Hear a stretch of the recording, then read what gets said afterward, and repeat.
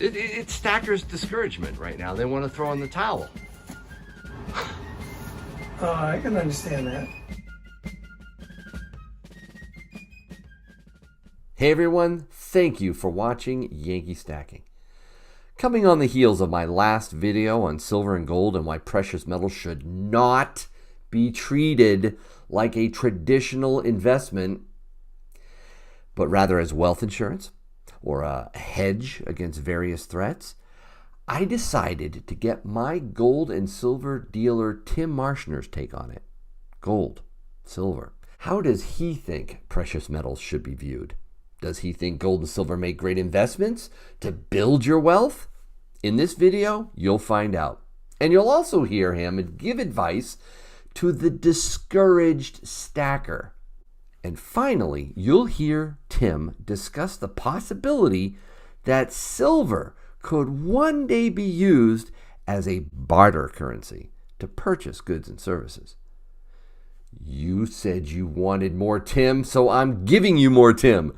And all it costs is a simple smash of the like button.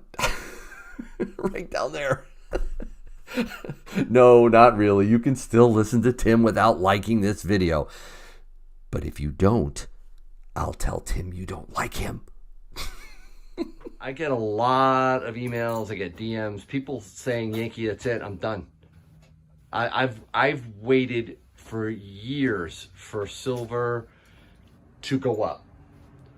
And I'm discouraged. It's stackers' discouragement right now. They want to throw in the towel. I can understand that, but that's a very short-term view.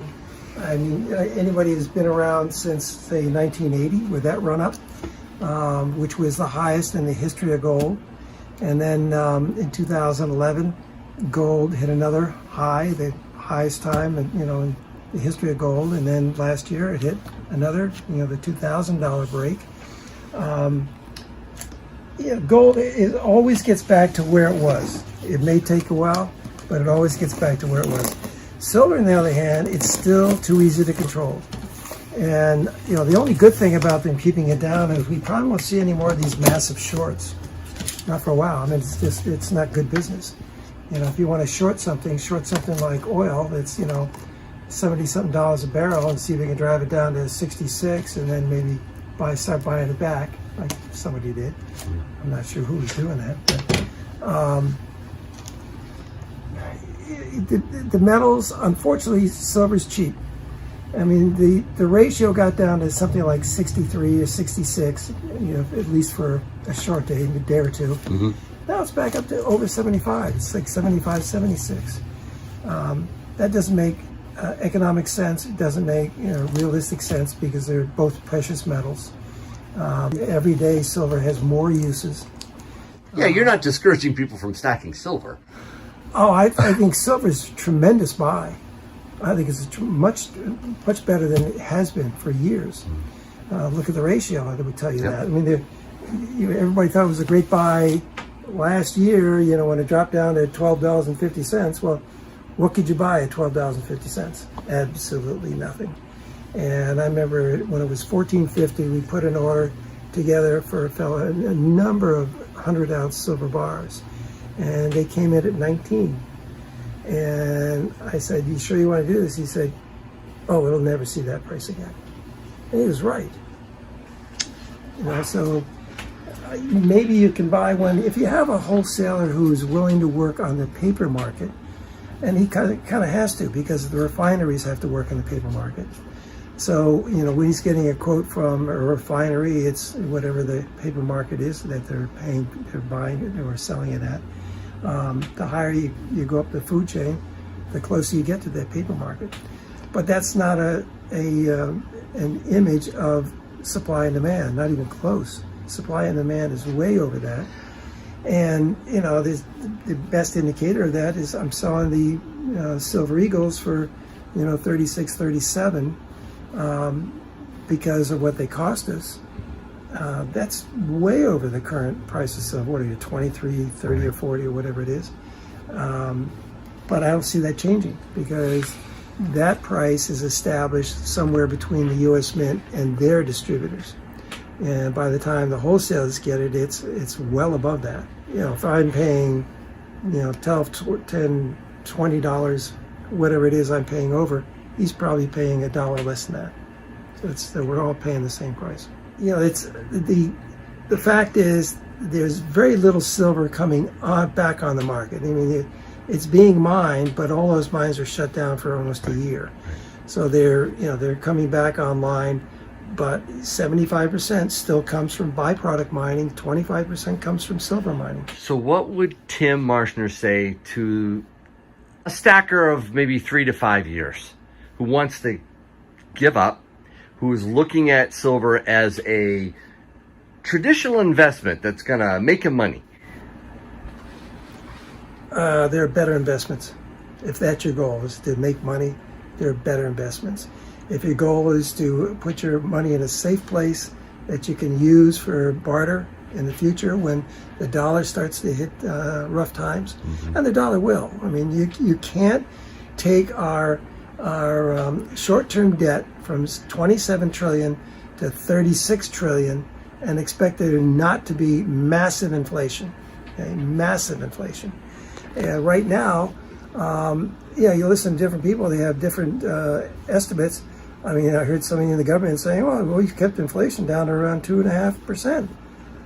Well, then I'm listening to CNBC and Fox Business, and they're saying, yeah, it's about 5.4 to 5.7%.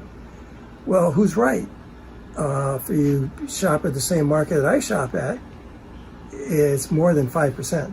I'm kidding. And it's, that's everything.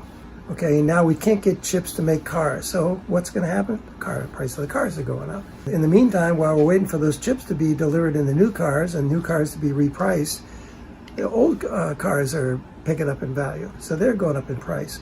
Look at the price of homes around, I don't know if it's just New Hampshire, but the price of a new home is crazy. Someone said that today's financial analysts, 40% of them, if not more, haven't gone through a bear market.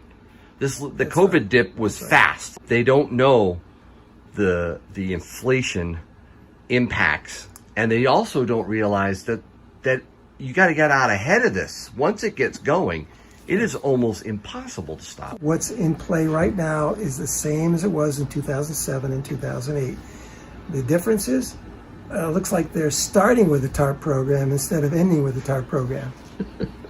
Every month, like $120 billion of toxic assets. Right. They call them mortgage-backed securities, which makes them sound good. Right. But where those mortgages come from? They're coming from mortgage brokers that the bank doesn't want any part of, so they're selling off to Fannie Mae, Freddie Mac, or whatever. So if silver and gold aren't necessarily a fantastic traditional investment, how would you view them? I think gold is an excellent place to put your money. If you're, a chunk of money. Well, it is money, right? Well, it is money, but I mean, put a chunk of your holdings in gold and put it away and don't worry about it. Okay, it'll be there when you need it, if you need it. Silver, I think silver can become a barter currency very quickly. When you need to buy things that you can't easily find, like guns and ammo. You can pull out the silver. Not only that, I mean, if you're in a rural area, pretty soon you'll be able to buy food for, vegetables and fruits for silver. And it's already happening in many states. But will the manipulation have to stop first? Well, friends of mine that live in a western state post the price at 8:30 in the morning and at 1:30 in the afternoon. Where are they getting the price? They're either getting it from the London Fix or they're getting from the COMEX. So the paper price is there as a guide. When it comes to physical silver, that market is controlled by supply and demand. All right, I need to buy some silver. Good thought. What do you got for me, Tim? I only have about 30 or 35 10-ounce silver bars. I have maybe a dozen of the 5-ounce tombstones. Oh, they're more popular than I thought they were going to be. Really? Yeah. That hammered look? Yeah, but we lowered the price on everything, so. I have a whole lot of the Type 2 Silver Eagle. Lots Okay. of tubes and tubes of them. Tubes and tubes. Yeah. How about Type 1? Are they gone? I'm probably down to 2 tubes on the Type 1. And I'm sure I can get more. I couldn't tell you what the price is. I may find out. I'm going down tomorrow morning. I actually might go with a Type 1. Not just for nostalgic purposes, I think but Type for... 1 has a good future. Because Yeah. it obviously is going to be very low mintage compared to Type 2. And at least for 2021. Somebody questioned my selling the Type 2 for $37, okay? And so I pulled out my receipt. It's what I pay is $36. So if I can't make $1 a coin, I might as well get out of the business. But that's what we make it on all this stuff. I have several items that I'm losing money on now, or at least, making 20 cents an ounce or 30 cents an ounce, just because, I purchased it before it hit 23.40 or whatever it is. And, I got to sell the stuff I have before I can buy more stuff at a lower price. I also have to get some Constitutional. I got to get back into that, too. Yeah, I've been storing it up. I knew you were coming in. All right, thanks, Tim. It came in to take all my Franklins. I remember doing that. Thanks, buddy. All right.